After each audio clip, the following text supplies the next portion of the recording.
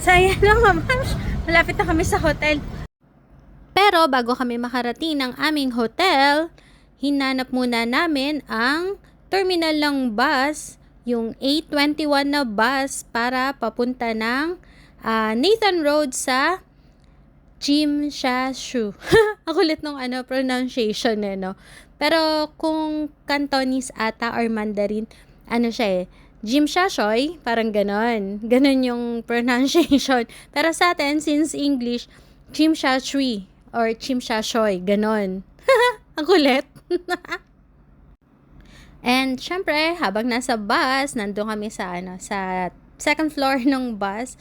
Ayan, video muna tayo ng kung ano yung matatanaw natin habang tayo ay bumabiyahe papunta ng hotel. So, ito yung interlink bridge ng Lantau Island sa mainland ng Hong Kong kung saan nandun ang Jimsha-shoy. Ganyan.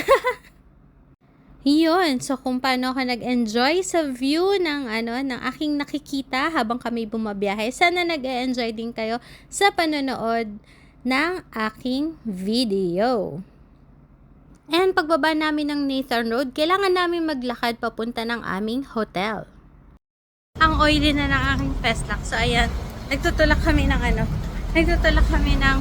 aming mga luggage. So update ulit later.